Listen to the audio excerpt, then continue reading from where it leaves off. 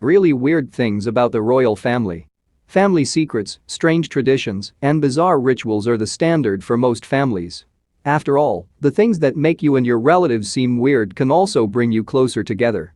Plus, many family quirks end up becoming cherished memories later in life. When BuzzFeed asked readers to share their strange family stories, the responses were priceless. One person revealed that their family keeps a rubber chicken hidden in the kitchen. Another said, "In my family, when cutting the birthday cake, you have to scream as loud as you can when the knife hits the plate." These families are living proof that the world is chock full of oddballs. If your family is particularly kooky, you should know that you're in good company because, as it turns out, Britain's royal family just might be the weirdest bunch on the planet. While the royals do their best to appear flawless and uncontroversial at all times, their wacky rules and strange traditions prove that they're nonetheless human. If the royal family can let their freak flag fly, then so can you. Despite all of their idiosyncrasies, these strange revelations will remind you that the royals are anything but relatable. So, strap yourselves in because it's about to get royally weird.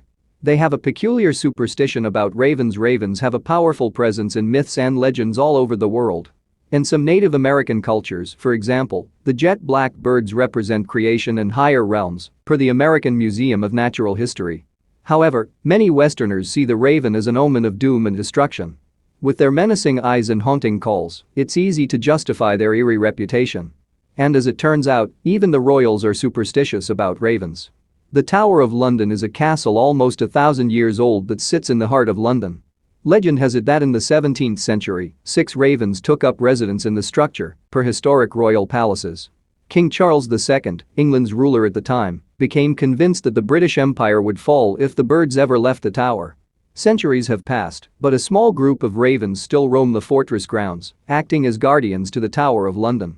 Today, England's legendary tower ravens remain a colorful and important component of the country's history, per Historic UK.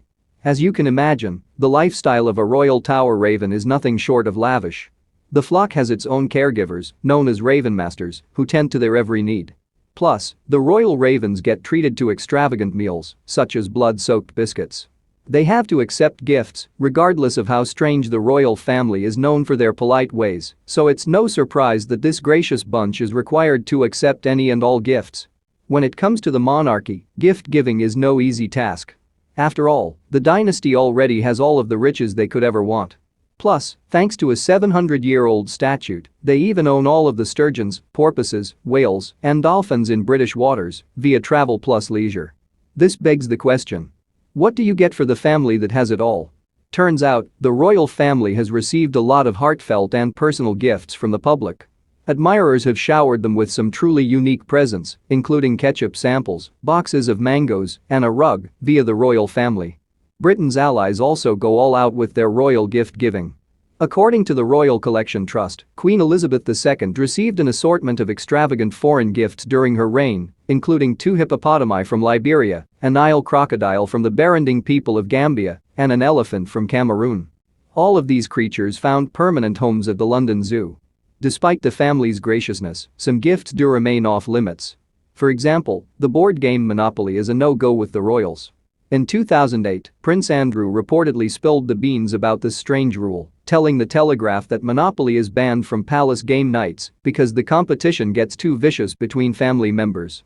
Royal family members travel with bags of their own blood, as demonstrated by the death of Queen Elizabeth II. A royal expiration triggers massive changes within the monarchy. Therefore, the royal family takes extreme measures to shield themselves from an early grave. And what better way to persevere your longevity than to travel with a potentially life-saving supply of your own blood? As The Sun reported, the royals are required to do just that. Although it may seem a bit creepy, these blood bags are a vital precaution. If a regal ever requires an emergency transfusion while abroad, it's convenient to have a fresh supply of their own blood already on hand. This weird protocol is especially handy for traveling to locations where donor blood isn't readily available.